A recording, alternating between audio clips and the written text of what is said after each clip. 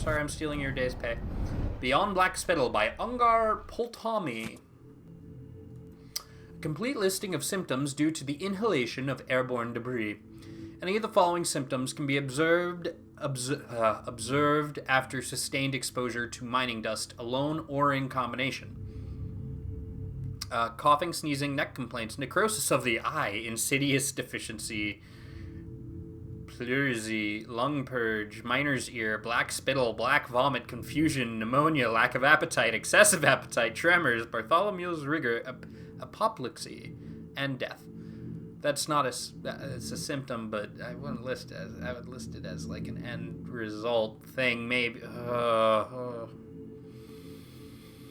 Side effects may include, should any of these be present as a prescription, I recommend a full change of air followed by a month of leisure along the coast. Use suction to remove dust and debris from the nose and ears. Apply boiled onions and flax to the chest. These remedies should bring some relief, especially when used in conjunction.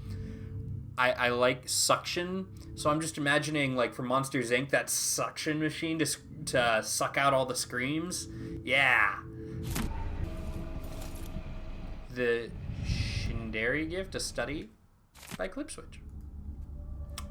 On the effect of the winds of the Karnakan land mass and resulting economic positions, whale oil. Liquid power! How astonishing that within those beasts inside the oil harvested along with their flesh was enough power to see the Isles through these tumultuous years. And it all seemed limitless, but now the lights begin to dim. Our fisher folk say the great beasts are increasingly rare, 'cause you're killing them.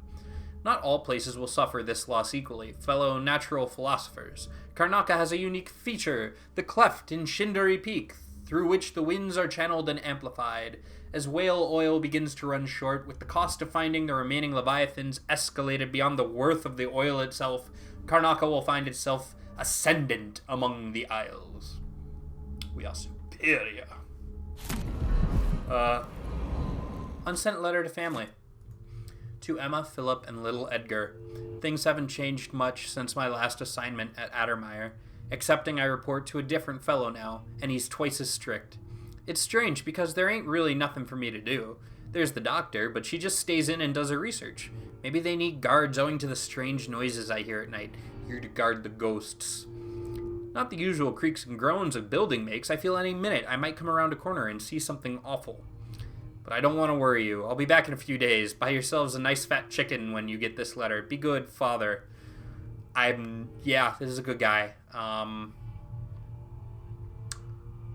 But I don't want to worry you. Then don't write that! God! A rune? No, I can't. But a journal of Corporal Valdez? It's been 6 months now since I came to Addermeyer on permanent assignment. I'm not sure it was a good idea anymore. At first I enjoyed the isolation because it allowed me to pretend that I'd left my past behind me. But now I catch myself singing just to break the silence. I sniff and inspect every bite before eating. When I shower with water from Addermeyer's reservoirs, I don't feel clean. It's as if disease is in the very walls. So many sick people have come through here for years, and not only carrying germs, but suffering malady. I can't say that. I always think maladies, and I think it's actually maladies. Whatever, of the mind. Those kinds of things leave a mark on a place, even after the patients are cured or die of it. And I've never liked doctors. They have a particular smell and look at you like you're just a pile of organs. Well, we kind of all are. I'm probably sick already, having breathed this cold, wet air for so long. It's hard to believe people used to come here to get well. Addermeyer feels like a tomb now. Maybe I'll go keep watch on the roof deck. Enjoy the sun while I can. Oh, note to recuperation staff. The weather forecast promises us a nice amount of sunlight tomorrow, so we encourage you to bring the patients who don't have an appointment for a luminotherapy session out onto the terrace. Use wheelchairs if needed. We only have so many more, it's like noir, but with an M, more tanning boxes, and considering how expensive they are, we won't be getting more anytime soon, nor will the broken ones be repaired. Sorry. So let's have our patients enjoy some real sunlight instead, Dr. Vasco. Last entry in the matron's diary. That sounds dark. I've been dismissed. Oh, thank God. I mean, That's how they put it. Like, I just brought the tea and I could take my leave, and me, the fool thinking I'm getting an afternoon off for a change, I says, "Grand, I'll see you early in the morning." Oh, my face turned a shade of crimson when they said I was never to return. Never! For no explanation. And I'm not even allowed to see the good doctor. I must have done something awful to deserve such ill treatment, but what? Didn't I always support Hypatia? Didn't I do all she asked? I was her other set of hands, her own words. I've been trying to recall what it was I could have done that was so wrong. I did leave that vial of medicine on the counter, and it got spoiled, but that was over a month ago, and Hypatia didn't seem the least upset by it. Now I think she must have been ever so disappointed in me, but perhaps was too sweet to say anything to my face about it. All that work left to do. I'm too distraught to write anything more. Oh, that's sad. I feel like Hypatia is either in deep trouble or dead, though. Oh, orders from Captain Ramirez. Dr. Alexandria Hypatia won't be working in her office today. She'll be in the recuperation auditorium instead, which is locked. She's not to be disturbed. If anything urgent comes up, I'll leave Dr. Hypatia's key in her office. Another thing, the janitor Hamilton is to remain in disease treatment until I interrogate him and decide on his fate. We've got him locked up in the little plant conservatory there. No one is allowed to speak to him or even enter that room, Captain Ramirez. Captain seems like he's doing a good job, but I'm gonna fuck up his plans. I have the key.